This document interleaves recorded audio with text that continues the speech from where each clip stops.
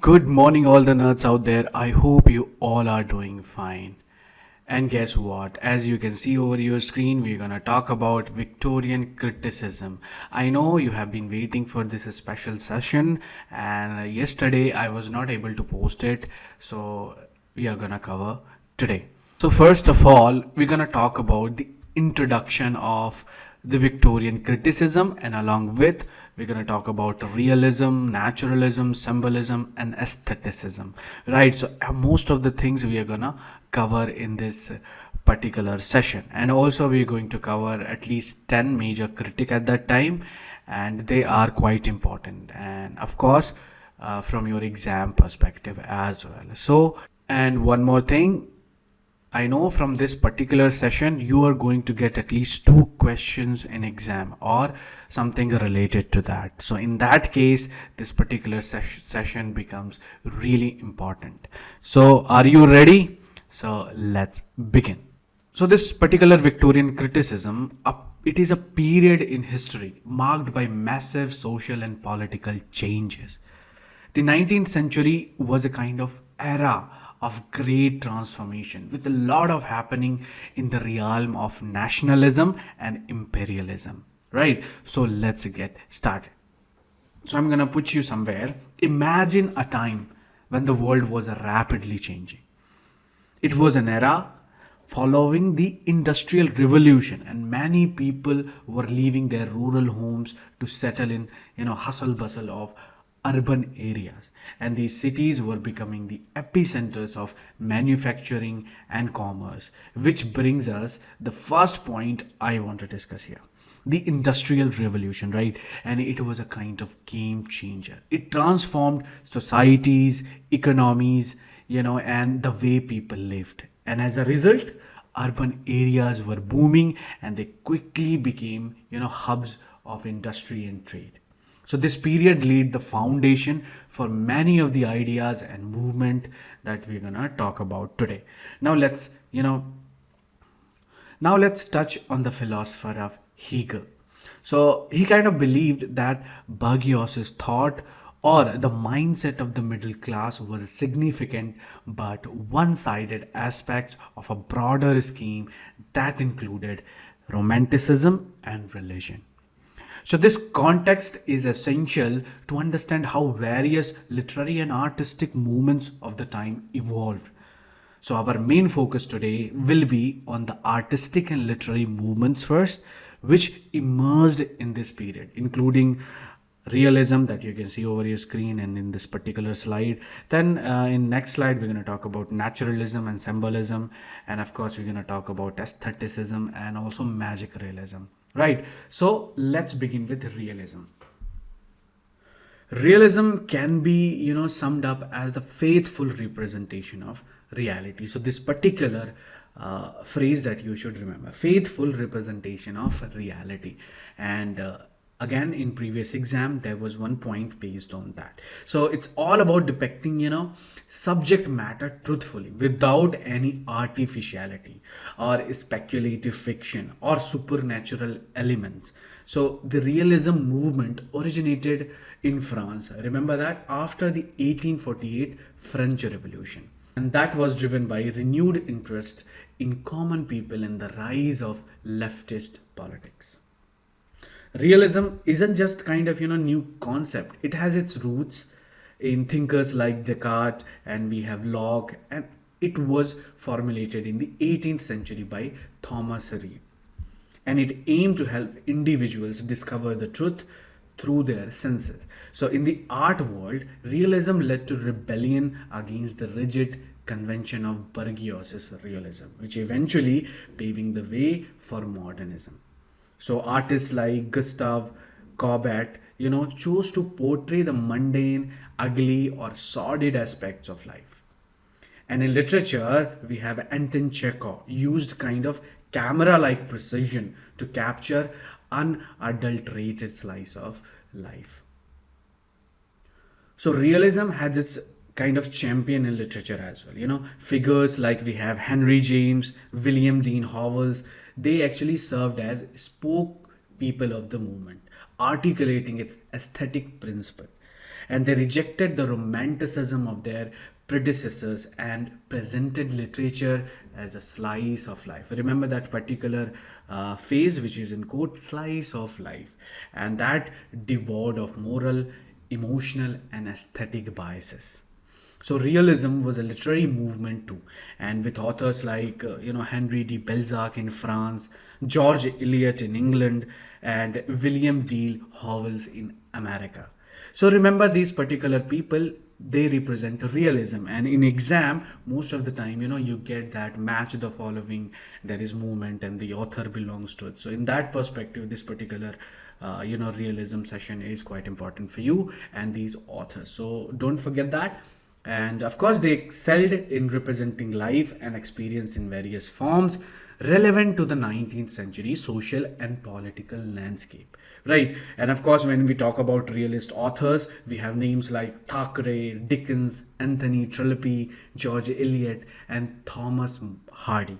So these are also important realists in English literature, and their works delve into the political, social, and religious concerns that were highly relevant to the 19th century England. And in conclusion, the Victorian era was kind of, time of profound change and intertextual exploration. And of course, with realism being just one, facet of this rich tapestry. So next we are going to dive into this fascinating world of naturalism and symbolism in literature. So we'll start with naturalism.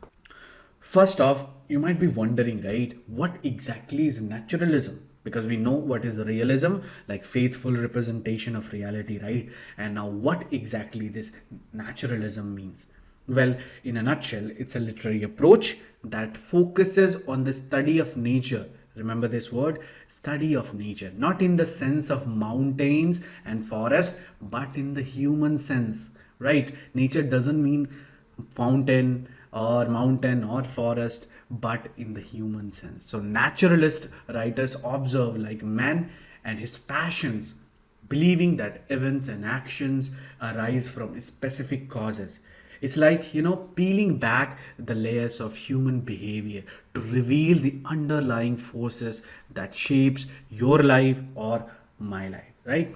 And now naturalism emerged as a rebellious movement in the late 19th century, standing in stark contrast to the idealistic and emotional romanticism. And it was all about embracing determinism, and detachment, scientific objectivity, and social commentary. And picture it as the rebellious teenager of literary movement. So that was your naturalism.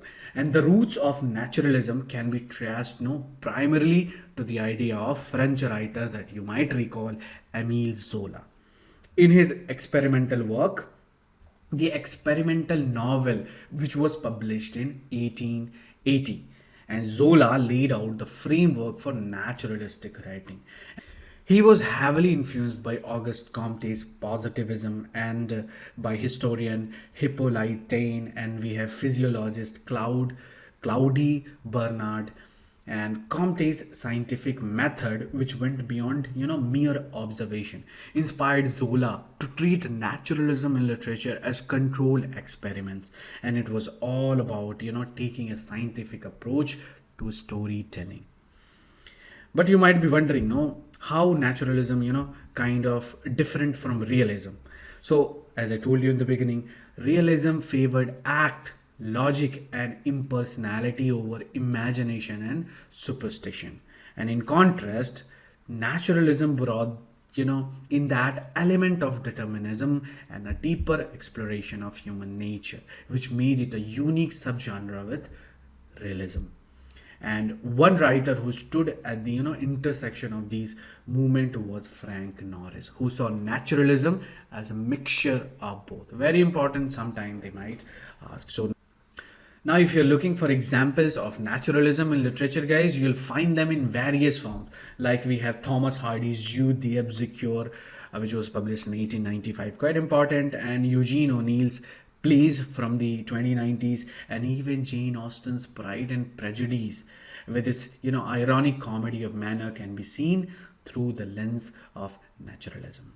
So Perhaps the best way to understand naturalism is diving into some classic, naturalist novel like Emile Zola, Nana. We have, from 1880s, and of course we have like Dreezer's An American Tragedy from 1925. These are quite, excellent example of this particular naturalism style.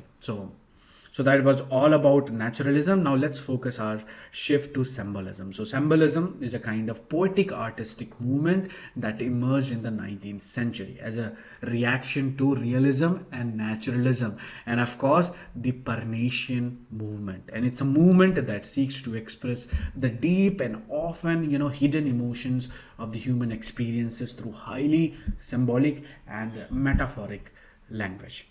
So you know so let's explore what symbolism is all about.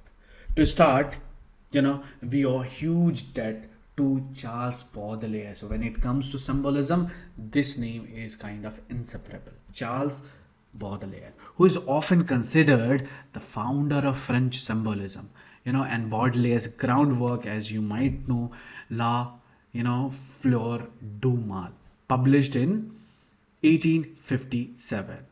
This particular work really set the stage for this moment, and he was deeply influenced by Edgar Allan Poe, which is important because Poe's work provided a rich source of ideas, tropes, and imagery for the symbolist poets. But Baudelaire was just the beginning, guys. There are many people like Stephen Mallarmé and Paul Verlaine during the 1860s and 70s, and they continued to develop this unique aesthetic writing, and they, along with the new generation of writers, express their individual emotional experiences through symbolism. So in the 1880s, a series of manifestos further articulated the movement, drawing in even more writers and artists. So in the 19th century, a critic named Jean Maurice coined the term symbolism to distinguish it from the decadent movement. And symbolism, as we have discussed, is all about highly symbolic and metaphorical language. It's a way to convey profound truth through images and symbols. Now let's talk about some of the key works associated with symbolism. As we have already mentioned about Baudelaire's Les Fleurs du Mal, which is basically means the flowers of evil, right? And of course there's so more to explore in this particular movement. Look into Stephen Mallarmé's work, and of course Paul Verlaine's poems. Arthur Rimbaud is another important poet and evocative verses, and of course the influential Edgar Allan Poe. So the influence of symbolism spread far beyond French border also. Like Yeats with his poem Byzantium is a fine example of symbolism. Again, Eliot's iconic The Waste Land, it's a kind of symbolic work. And Heart's-Crane, The Bridge. Then we have Wallace Stevens, The Comedian as the Letter C. Then Dylan Thomas Sonnets, which is kind of, Alterwise by Owl Light. And then we have James Joyce, Mind-Bending Finnegan's Wake. And who will forget about Faulkner's The Sound and the Fury? These are fine examples of how symbolism resonate with artists worldwide. And of course, not to forget, we have Maurice Maeterlinck play Pelleas et Melisande influenced poets such as Arthur Symons, Ernest Dawson, W.B. Yeats, Ezra Pound, Dylan Thomas, Hart-Crane, E.E. Cummins, Wallace Stevens, and who knows, many more, right? So in a nutshell, symbolism is all about, using rich and powerful symbols and metaphor to convey deep emotions and profound truth. It's a movement that transcends borders and has left a lasting impact on literature and art, right? So take some time to explore these works and the world of symbolism, right? And I tell you, you won't be disappointed. They are kind of, masterpieces, right? So it was all about natural and symbolism. And guess what you'll find in our next slide? It's, guys, magic realism and aestheticism, right? Quite important. And most of the time you'll get question from this particular slide itself. So be ready. let's explore what is this, fascinating genre called magical realism. And trust me, it's going to be a quite an enchanting ride that you're gonna love it. So, what exactly is magical realism? All my nerds are wondering, right? So, well, picture this. It's like you're strolling down a seemingly ordinary street, and suddenly you stumble upon a talking cat.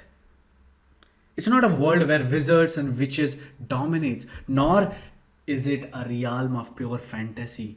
Guys, it's our world, the everyday, the mundane, but with a twist of magic. Imagine Harry Potter, with a wand popping into your neighborhood grocery stores, or Narnia's wardrobe, door in the middle of your city. That's a kind of essence of magical realism, right? So let's start with some bit of a history where this particular thing is started. So magical realism is a 20th century literary style that has its roots in the visual arts. So the term was influenced by German painter in the 1920s, right? And who blended the real and the surreal.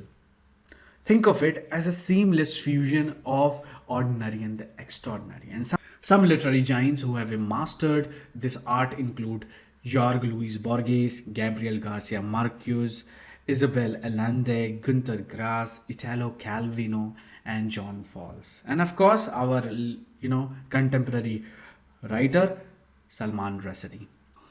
Their works are like masterpieces, intricately weaving everyday events with fantastical elements. So, what sets this magical realism apart are its characteristics. And let me, point out all these characteristics for you guys.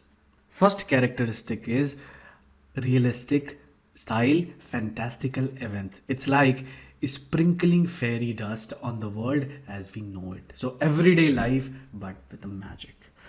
Second one is myth and folk tales, and it's kind of old stories and fables are reborn into our contemporary settings, making them relevant to our lives. Another we have, existing worlds magic. So the author don't invent new worlds, right? And they reveal the magic hiding in our particular own world. And the next is blending natural and supernatural. So nature and the supernatural coexist, harmoniously, creating a unique atmosphere. Another one is inharmonious arena. So the stories often unfold in places where opposites, collide, like urban versus rural and western versus indigenous, right? And another one is the role of the readers, and you as the reader play a kind of very important part. So these stories invite you to engage and interpret, offering kind of multiple realities. So another we have social and political commentary, and this what happened here, magical realism is a kind of powerful tool, right, for critiquing society and the elite. It explores like how fiction influences reality. And we have another high intensity. So the emotions kind of run deep in magical realism, often with an implicit criticism kind of which is hard to miss. But anyway, we have this characteristic, and some of the example I want to just highlight here, like in Gabriel Garcia Marquez work, we know, right, 100 years of solitude. It's kind of for example, you'll find all of these elements coming together in a masterful way. So in that perspective, 100 years of solitude is quite important because it represents all the characteristics in magical realism. So why is this genre so captivating, right? You must be wondering. Or if you're a writer, or if you want to become a writer, this particular genre will really excite you. And it's because it challenges the boundaries between what's real and what's not, and it invites us to see the world through a different lenses.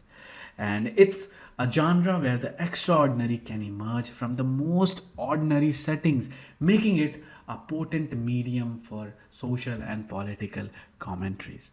So, as we explore magical realism, remember that it's more than just a literary style, it's a portal to a world where enchantment and reality intertwine, and you'll never see the mundane quite, the same way again. And I also encourage you to pick, some of the work of these fantastic genre and of course these authors, and let's kind of, dive into this enchanting world of magical realism.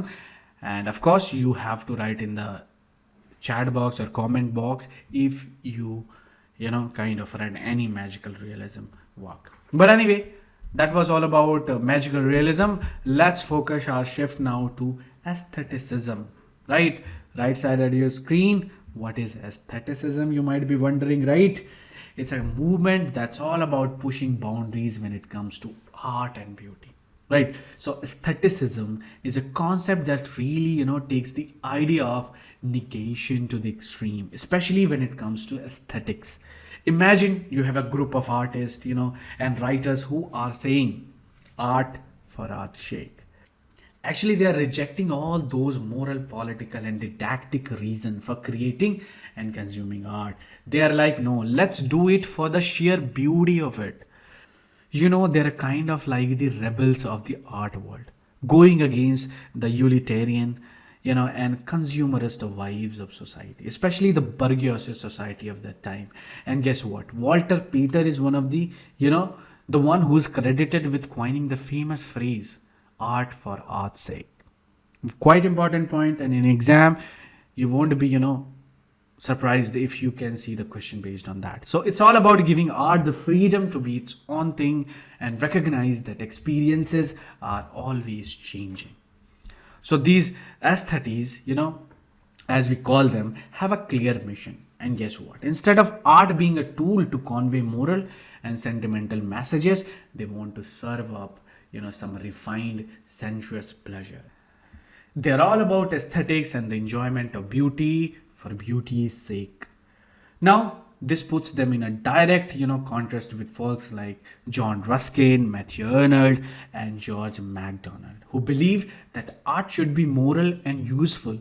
It's like a showdown between art for art's sake or art for the sake of truth. Which one would you take? But our aesthetics didn't just pop out of nowhere, guys. They had some cool predecessor. And guess what? People like John Keats, P.B. Shelley, and even some of those pre-Raphaelites were kind of paving the way for this particular movement. So when it comes to Britain, the aestheticism crew, had some remarkable representatives. Names like Oscar Wilde, Swinburne, James McNeill Whistler, and Dante Gabriel Rossetti. Right, so these were kind of predecessors, and these were the rebels of that time and making waves in the art and literary scene.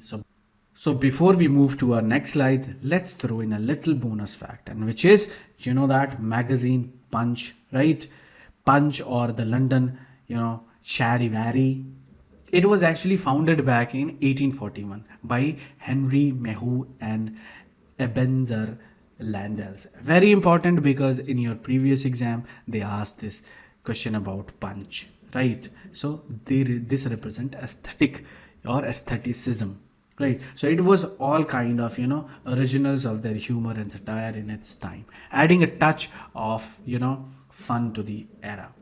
So guys, there you have it, the world of aestheticism. As we know, it's all about beauty, art, and breaking free from those constraint of being moral and useful, right? It's a movement that dares to say art for art's sake. And remember, in the world, sometimes it's perfectly fine to just enjoy the pure beauty of things rather than learning lessons from them. So that is for you guys, art for art's sake, aestheticism. So let's move to our next slide, which is our first important critic in Victorian criticism, Georg Wilhelm Friedrich Hegel. Most of you might have heard about him. If not, then grab your coffee and sit down with me. I'm gonna tell you who this guy is. Well, he's one of the giants of German philosophy. Now I know philosophy can be a bit, kind of intimidating, right? But trust me, if you just, sit down with me, it's worth the journey. First off, let's get to know our guy Hegel. Who is this particular guy? As I told you, he's a German philosopher, and he lived during some pretty, tumultuous times. Imagine witnessing the French Revolution and the kind of, Napoleon Wars that's bound to have a profound impact on your thinking, right? And indeed, it was the same for Hegel. So why is he this kind of big deal? Well, for starters like you, he's just one of the heavyweights of German idealism. That's a fancy way of saying he played a major role in shaping modern Western philosophy. But what's at the core of his philosophy, you might be wondering, right? Well, his claim to fame rests on a few key works, and I want to highlight two of them.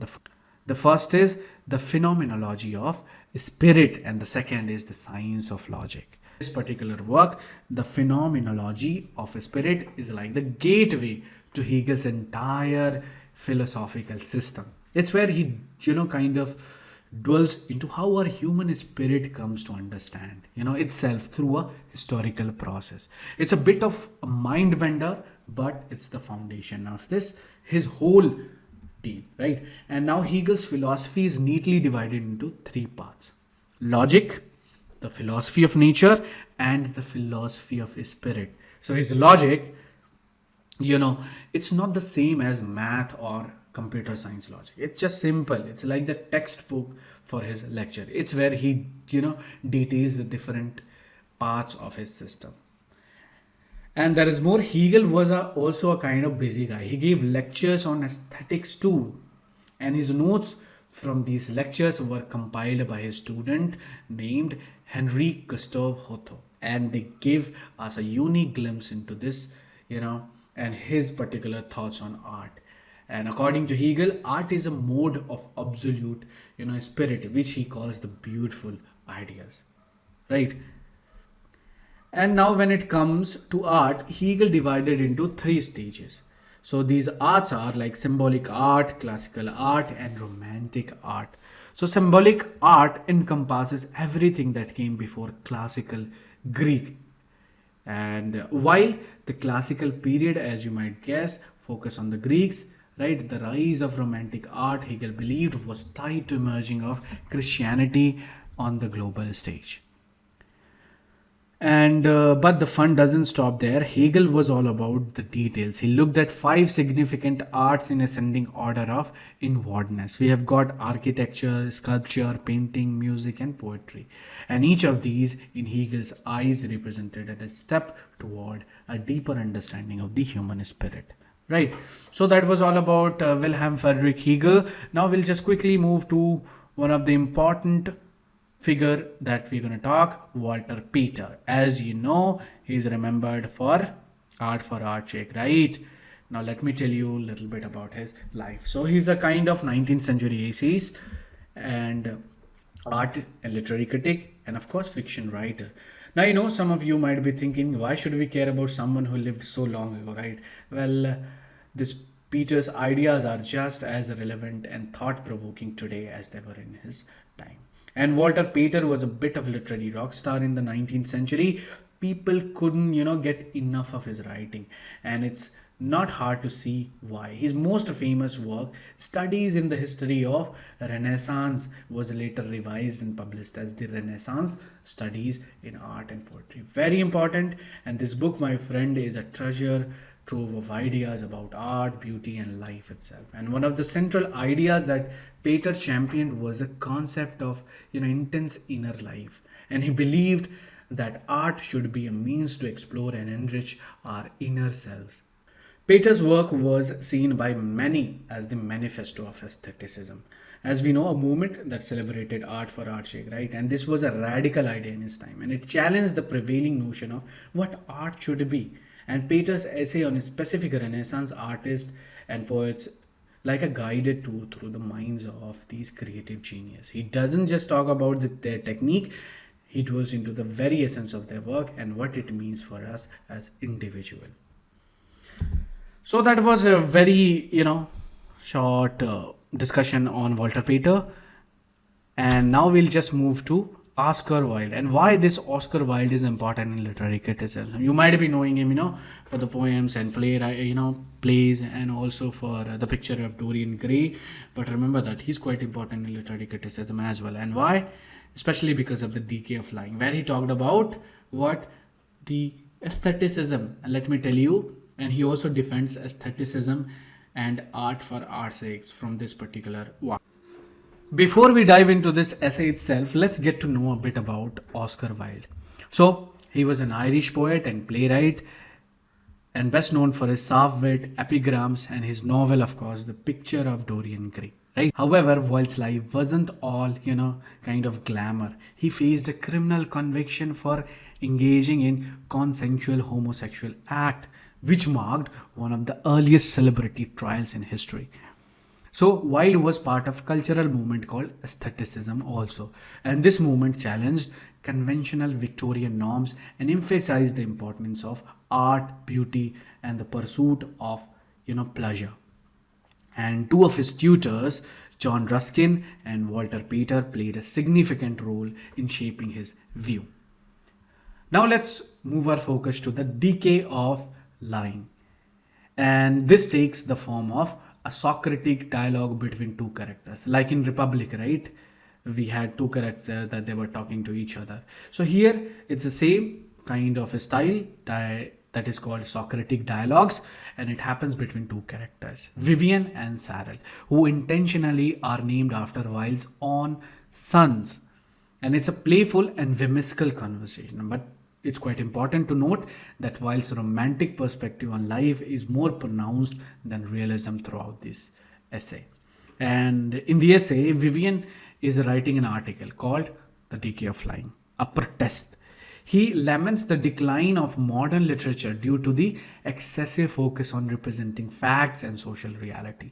He argues that if we don't curb our obsession with facts, art will become sterile and beauty will fade away.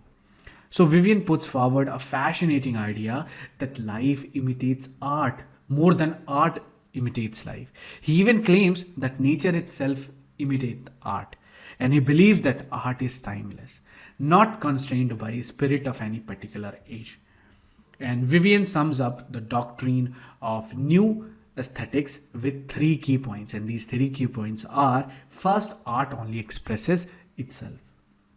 Second, bad art tries to imitate life and nature, elevating them as ideals. The third is life imitates art, not the other way around, right? And lastly, Vivian believes that the primary purpose of art is to tell beautiful, untrue stories. This idea challenges the notion that art should always be a mirror reflecting the world as it is. So in essence, Wilde, through Vivian, is advocating for art's sake, and he encourages us to embrace the beauty and imagination in art and not limit it to mere representation.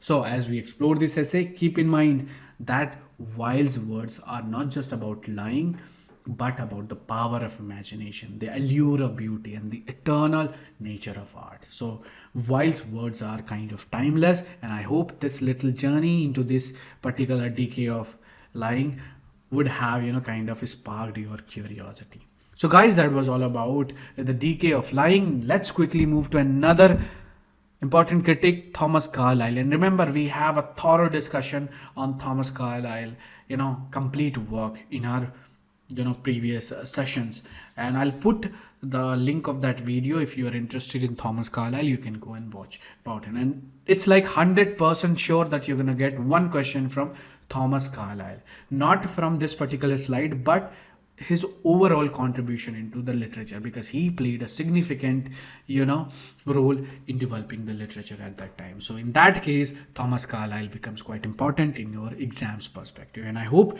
you should go and watch this particular session that we have posted on Thomas Carlyle itself, right? And mark my word, you're gonna get not only one but two questions from only this this guy Thomas Carlyle. So don't forget it, go and watch that. Well, who was this Thomas Carlyle? Well, first off, he was a big deal in the Victorian era, which was a time of massive change and upheaval in society. Carlyle was right there in the midst of it, and leaving a profound impact on art, literature, and philosophy. Now, one of the interesting thing about Carlyle is how he started his career. He was all about, spreading the love for German literature. Think of him as a literary ambassador, introducing the English-speaking world to the wonders of German thought. He even wrote a biography of Friedrich Schiller in 1825, which was, one of his early successes.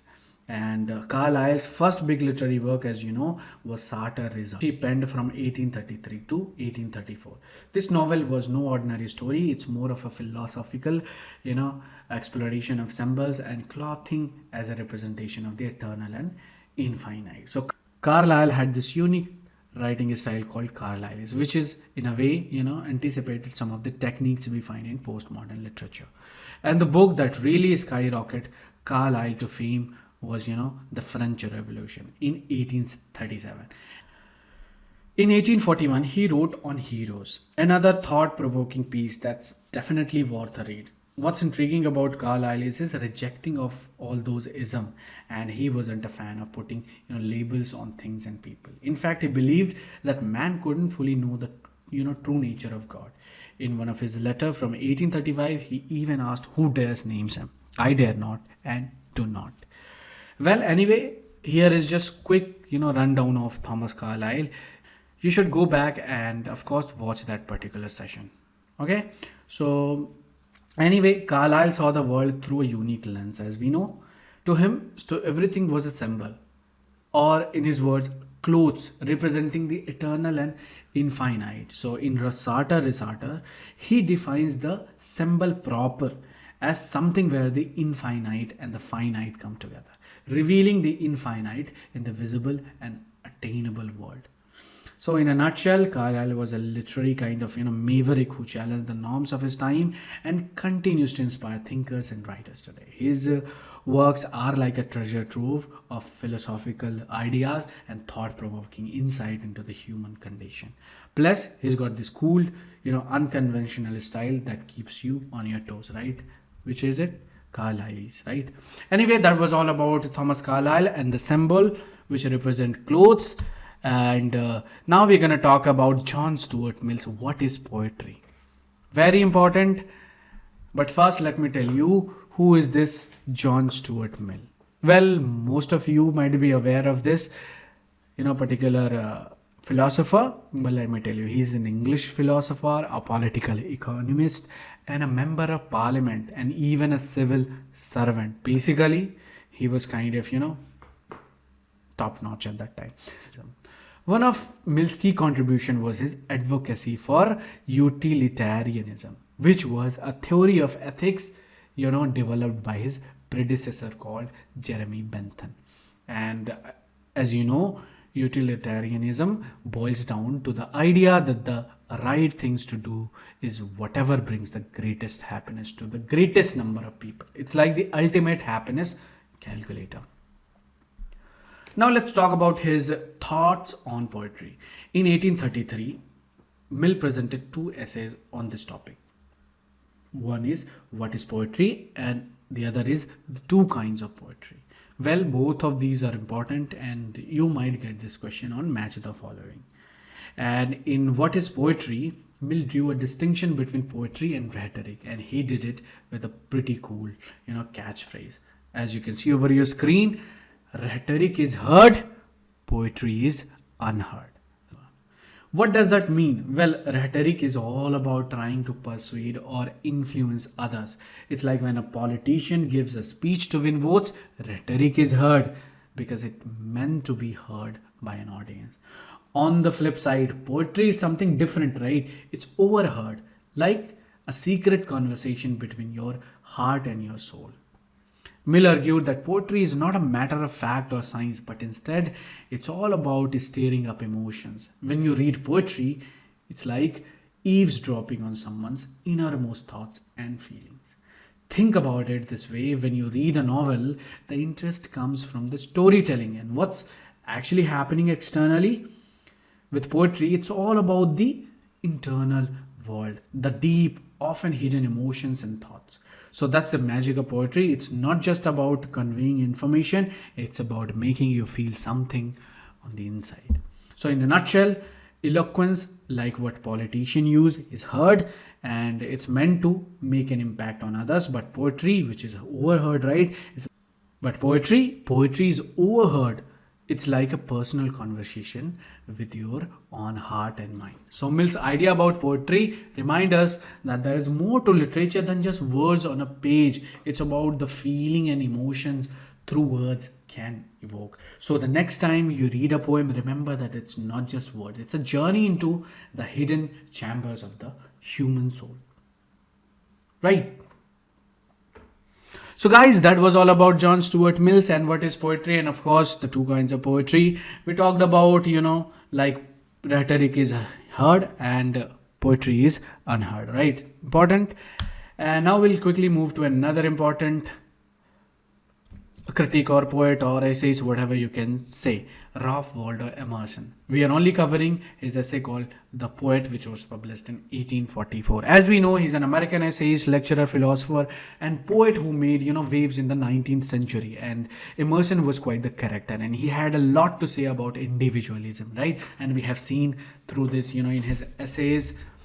And of course, he also talked about society and the role of poet in the world. So let's break it down in a way that even Emerson himself would appreciate, right?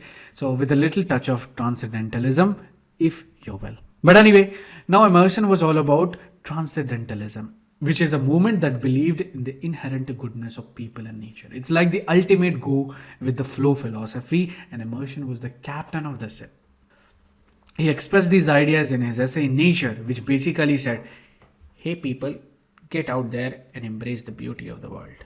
Anyway, in 1837, Emerson gave a speech titled The American Scholar, and quite important work, which Oliver Wendell Holmes Sr. called an intellectual declaration of independence, right? And it was all about encouraging the American spirit of individualism and encouraging us to think for ourselves. So if you ever think about ignoring your teacher's lecture, guys, and going your own way, just blame Emerson, because he gave you that freedom, right? Intellectual freedom.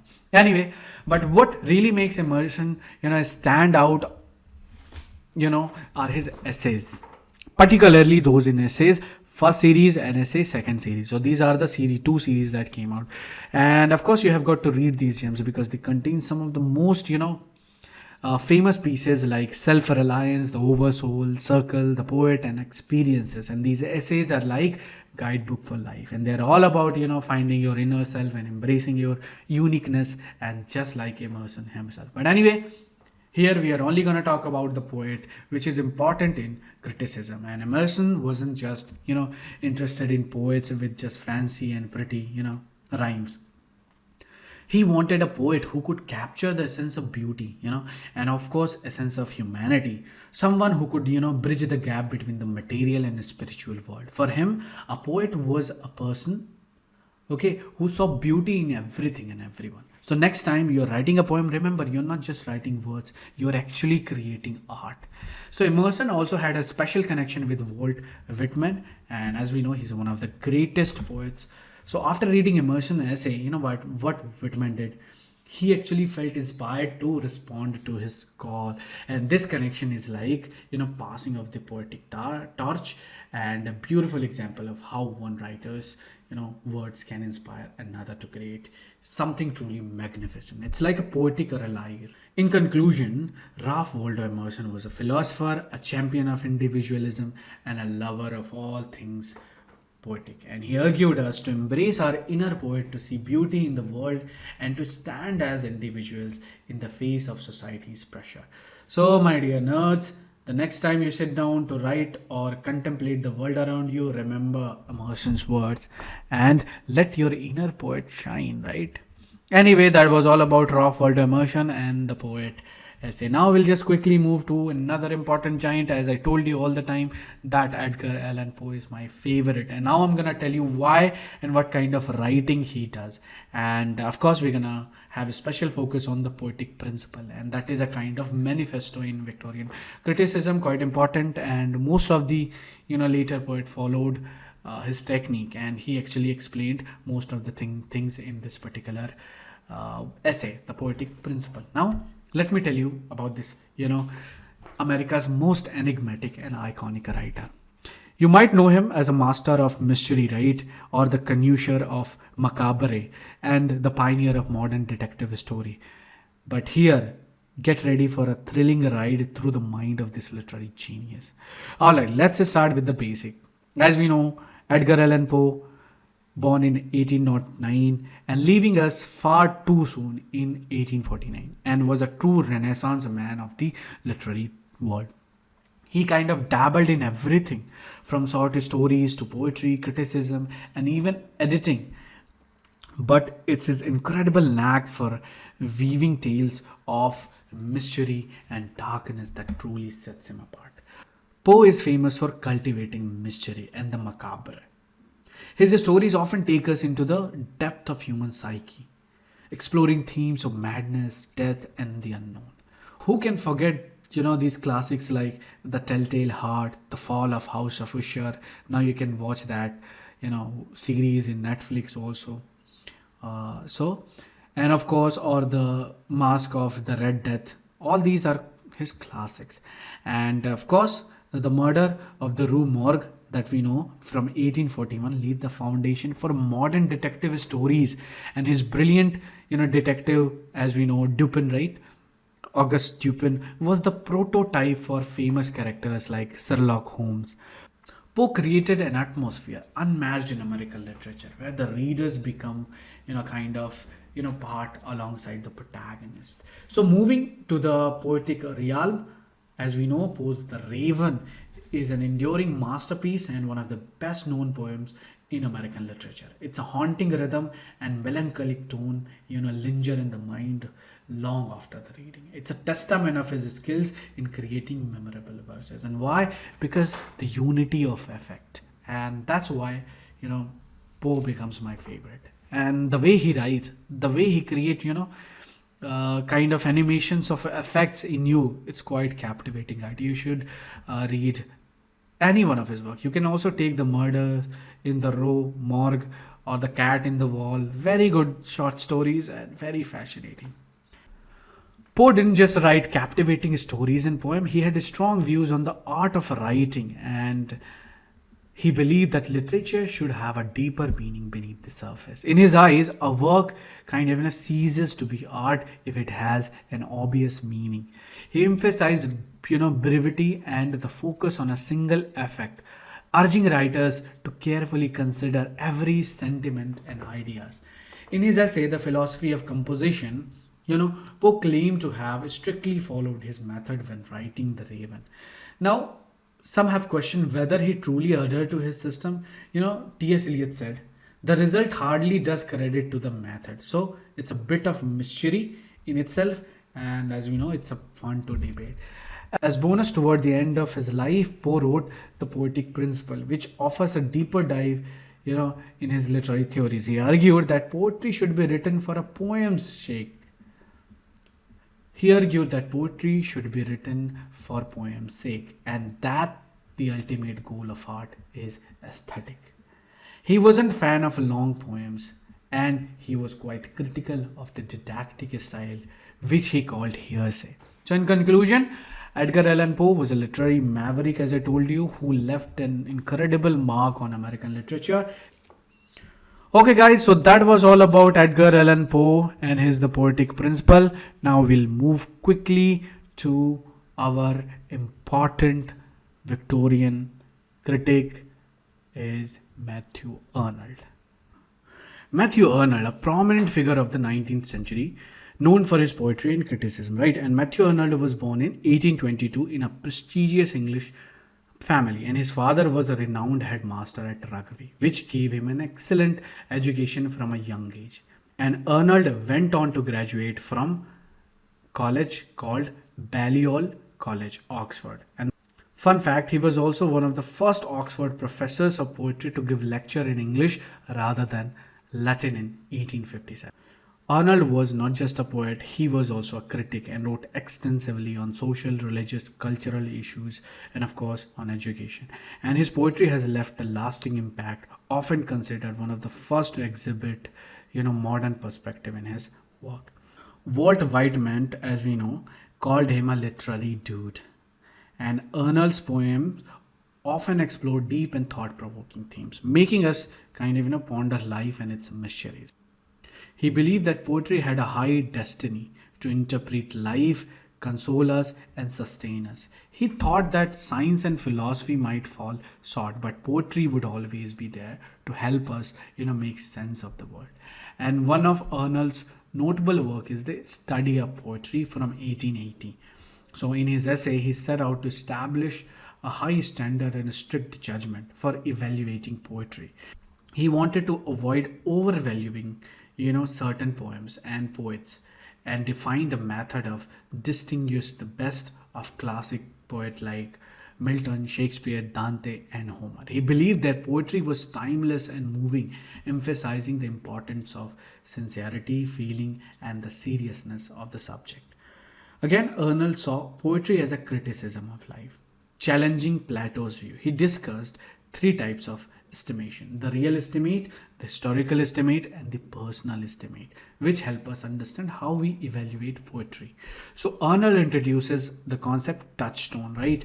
And which is a kind of analysis method borrowed from Longinus, which identifies sublimity in poetry that appeals to people regardless of their habits, taste, or age. If a piece of writing is timeless, it's an example of the sublime. And he discussed poets like Thomas Gray, Robert Burns, Byron, Shelley, and Wordsworth, and evaluating their contribution. He regarded Thomas Gray as a classic, but suggested that Burns and Chaucer didn't quite fit into the classic mold because they lacked the high seriousness he found in classic poetry. Very important point, because in exam there was one question based on that who else he considered has like high seriousness, right? And he told that Burns and Chaucer didn't have that high seriousness, but instead he said that Thomas Gray, Robert Burns, and Byron, Shelley, and Wordsworth are quite classic, right? So what is the touchstone method, you ask, right? Well, it's a way to determine the quality of the poems by comparing it to classic example. So Arnold believed that by holding poems up to these literary giants, we can figure out if they meet the high standard of the classics. And here's the cool part: the poems we compare don't have to be similar to the classic. It's about finding that elusive poetic magic, right? And Arnold, kind of brings in some heavy hitters to illustrate his concept: Homer, Dante, Shakespeare, and Milton. And these guys, in his eyes, exude high poetic quality, and they're like the kind of gold standard. And what's even better, according to Arnold, we don't need to struggle and stumble over words to explain the importance of poetry. All we need are a few examples of poetry of the highest quality to get the point across. Now let's break down what Arnold considered when evaluating poetry: matter and manner. So matter is all about the content, the ideas, and the emotions a poem conveys. It's what the poem is talking about, right? And manner, on the other hand, is about how the poem is constructed: its style, language, and form. It's how the poem is saying what it's saying. So Arnold follows what Aristotle wisdom here, emphasizing the importance of truthfulness and seriousness in the best poetry. And truthfulness means here that the poem must reflect the real world and real human experience. And seriousness, on the other hand, is all about the poem, treating its subject matter with respect and gravity.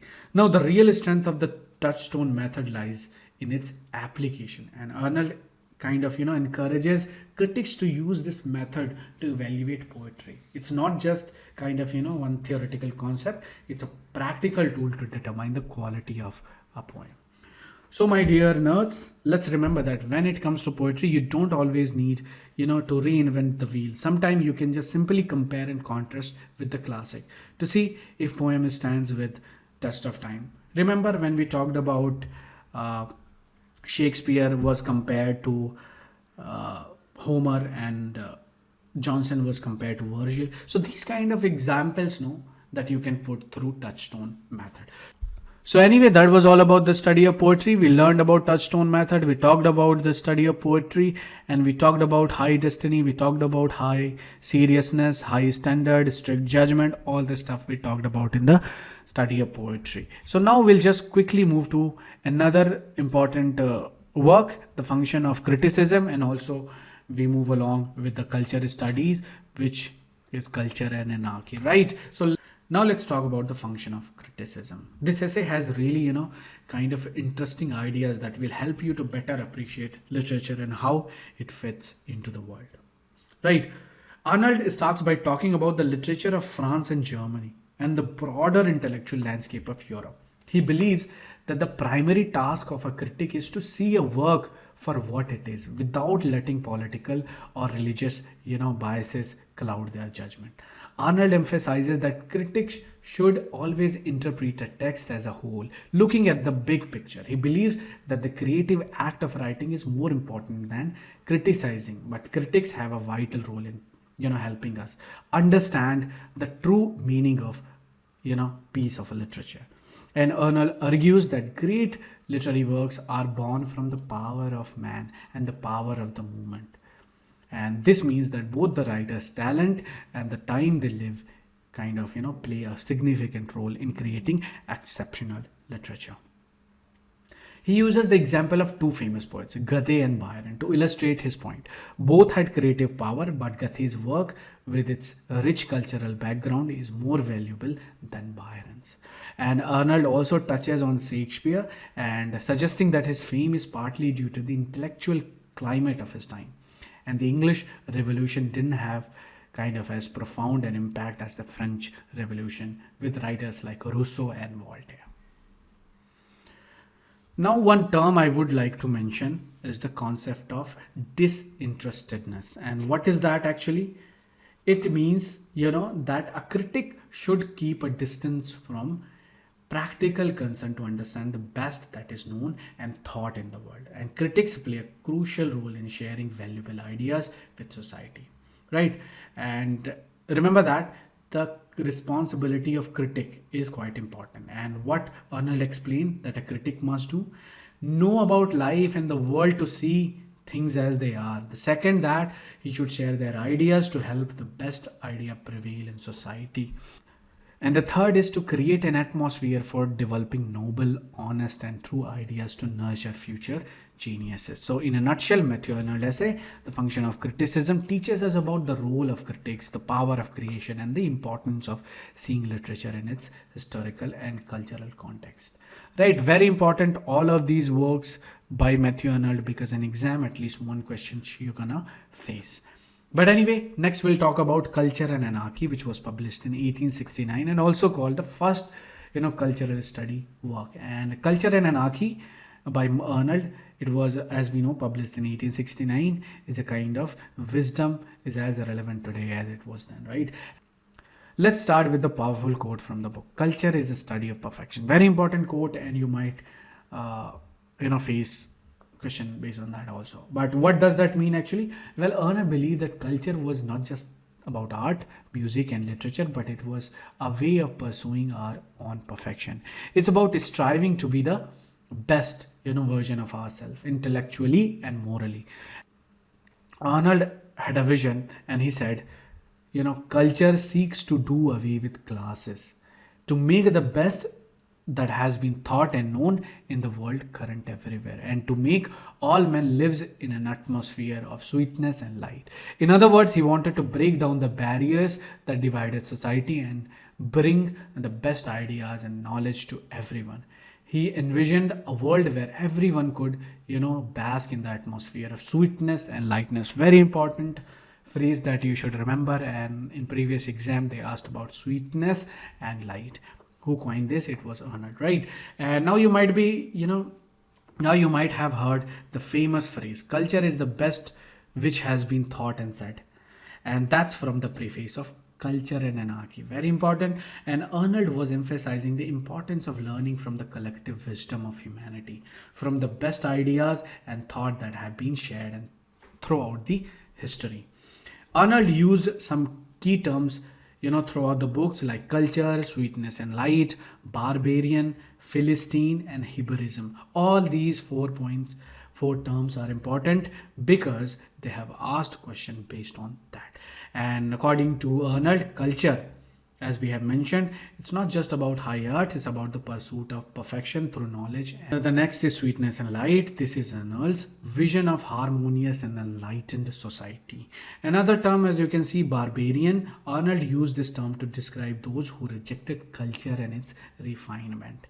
As another, you can see over your screen, Philistine, and that Philistine in Arnold's view were those who were narrow-minded, materialistic, and indifferent to intellectual and artistic pursuit. Another term, Hebraism. This represented the moral, earnest, and often religious aspect of culture. Arnold contrasted it with Hellenism, which was more about the pursuit of intellectual beauty. So, what can we take away from Culture and Anarchy? And why is it relevant today? Well, Arnold's message is to call to embrace the pursuit of knowledge and moral improvement. It's a reminder that culture can unite us and break down societal division. It encourages us to be open to new ideas and cultivate our minds and soul. Right? So guys, that was all about Matthew Arnold criticism, and which is important. At least one question you might face. Might mean it's 100% certain that you're gonna get one or two questions based on that. So guys, that was all about the function of criticism and the Culture and Anarchy. Now let's quickly move to another important critic in Victorian criticism, Hippolyte Taine, who is an historian, and also we'll talk about Friedrich Nietzsche and his contribution in Victorian criticism. So let me tell you. Okay, now I want you to take you a little journey through the world of two brilliant, minds from the 19th century, Hippolyte Taine and of course Friedrich Nietzsche. I will be diving into their thoughts on literature, culture, and philosophy, and how their ideas have left an incredible mark on the way we think about these subjects, right? First up, we have got this Hippolyte Taine, who's a Frenchman and who was quite the Renaissance man. He was a historian, critic, and philosopher, all rolled into one. And he's best known for being a key figure in the development of the French naturalism, a literary movement that sought to explain human behavior in a scientific and deterministic way. Taine kind of believed that you could understand a work of art by looking at the race and the moment that produced it. And in other words, he thought that the culture, environment, and historical context of a work were crucial to understanding it. And one of the Taine's most important works is the History of English Literature, written between 1863 and 1869. In this book, he applied his deterministic approach to literature, reflecting the scientific thinking of his time. He believed that the circumstances in which a work was created were key of its understanding. Everyone kind of talking about Stephen Greenblatt about historicism, new historicism, but remember, this guy was quite important, and it was like way before Stephen Greenblatt. So anyway, so when you read a piece of literature, think about the society, the time it was written, and the environment that influenced the author. Now let's shift our focus to Friedrich Nietzsche, who is our German classical scholar, philosopher, and cultural critic. And Nietzsche was one of the most influential thinker of his era, and his ideas have had a lasting impact on modern thought. He was a guy who questioned everything, especially traditional Western religion, morality, and philosophy. And remember why we have mentioned here? Because one of his most famous statement is God is dead, which he used to suggest that with the triumph of secularism during the Enlightenment, traditional religious and moral values lost their hold on society.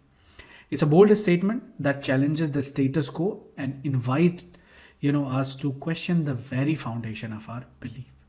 In his book, The Birth of the Tragedy, we have put it here because Nietzsche delved into the origin of Greek tragedy. He argues that Greek tragedy emerged from the fusion of two contrasting element, the Apollonian and the Dionysian. And the Apollonian is kind of represents measure, restraint, and harmony, while the Dionysian symbolize unbridled passion. Nietzsche suggests that the rationalism and optimism of Socrates and his followers led the decline of Greek tragedy. However, he also explores the idea of the rebirth of tragedy through the spirit of Richard Wagner's music. So it's worth noting that Nietzsche's ideas weren't always warmly received.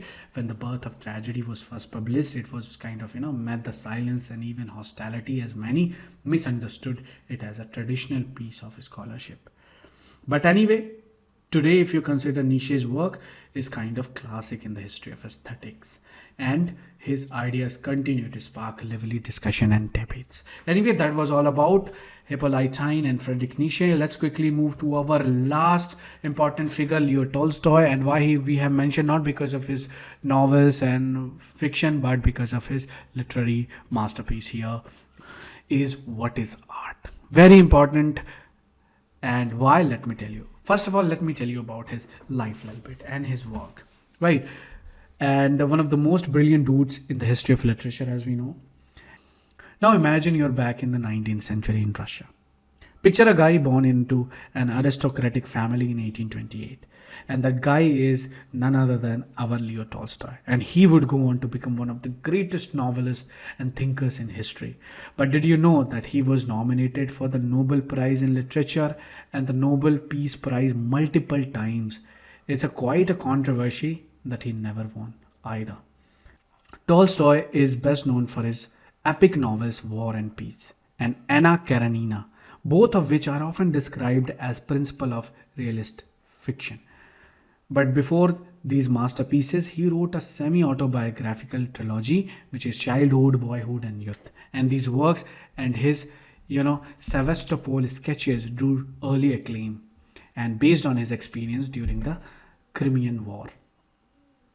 Apart from his novels, Tolstoy wrote numerous short stories and novellas, including, The Death of Ivan H. and Family Happiness. He also dabbled into playwright and penned philosophical essays. And one of his most thought-provoking work is What is Art?